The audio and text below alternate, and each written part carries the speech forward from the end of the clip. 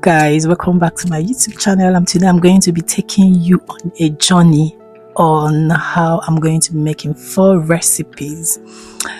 And these recipes are Nigerian recipes. As you can see on the screen, the names of the ingredients are all displayed. So yes, let's move forward. So here is my intestine mixture. I don't know what you guys call it, but here is the intestine, the goat meat, my chicken wings, and the next one is the groundnut that I got that I'm going to be making. And this is the gari, cassava flakes as it's called, and this is the okra, and this one happens to be my cow meat, which is also known as red meat. So let's move forward. Honestly, I don't know what I was thinking when I sliced my finger, but moving forward, this is me prepping my meat, and I made sure that the spice and everything was adequate and tasty. So the other side happens to be my chicken. I also spiced it. I already marinated before time, and this is me, selecting my water leaf, removing the good ones from the bad ones. And I think I'm done with it and moving forward. And let me digress a little. I decided to dive into preheating my oven because I'd already marinated my meat for the suya. For Nigerians, you guys know what suya is called. So I craved for suya, and here it is.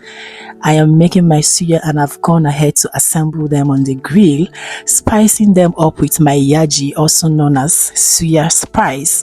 Honestly, if you had perceived this aroma, like everywhere was smelling so nice because I marinated this meat overnight, and now I'm adding my suya spice. What is suya without the suya spice? So this is the stage where I came back to check if it was ready, but unfortunately it wasn't ready. But then you could see the aroma. Anyway, you could just see, but you couldn't perceive. The aroma was all over the place, and ta-da, finally it's ready and ready to be served. So honestly, I enjoyed this recipe, and this portion happens to be for a friend that came around, and I decided to give him a package. I gave him a treat of my suya, and he enjoyed it. So now I'm back to my cooking. This is me heating my water leaf, and along the line I was hungry. The hunger summoned, and I had to try this combo, my crunchy bread and suya, and I watered it down with my juice. Honestly, you need to try this combo. So this is my groundnuts.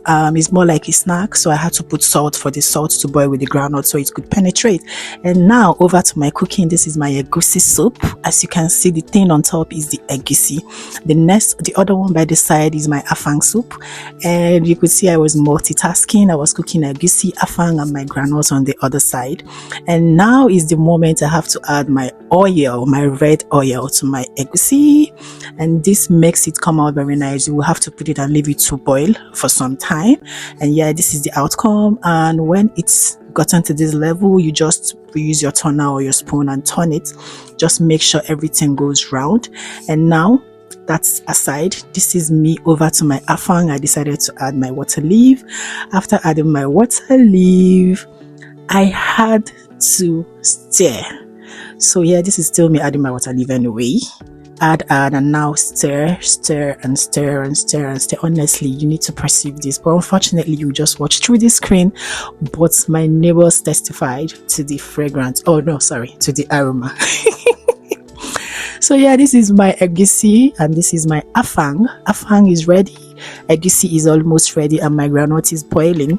So yeah, back to my egusi. I decided to add more pepper because the pepper wasn't enough when I tasted it. And here is me stirring, making sure everything rhymes. And yes, finally afang is finally ready again. Honestly, you need to try this recipe. You need to try this Nigerian food. It's amazing. Anyway, I'm done with that. Now this is time for okra o'clock. This is the stock for my okra, and here is my grounded okra and the cut one. The grounded one will make it more slimy, while the cut one, the sliced one, is just going to help you thicken and also make it slimy. So here I'd already added my grounded okra. I decided to add more crayfish to give it that taste. Honestly, oh no, I enjoyed this food. And this is still me stirring, and time for me to add the sliced okra. And this time around, you would see that it helped thicken the soup. Before, it was a little bit watery, but adding this, it made it more thick.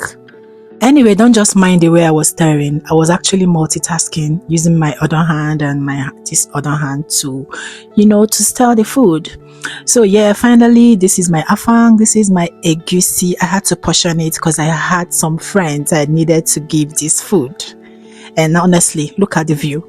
Just look at. Oh my God, this is very nice. Like, you have to taste this, but unfortunately, you will just have to watch from the screen. And here is my okra. Oh my God. Oh my God. Just look at this view. Anyway, guys, and this is how I rounded up with my cooking. And finally, I went down to my tea. This is my herbal tea.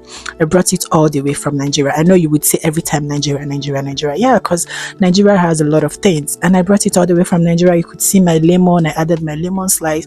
I added my ginger. And this is very healthy because it helps with cleansing your system. It helps with irregular menstruation and a lot of stuff.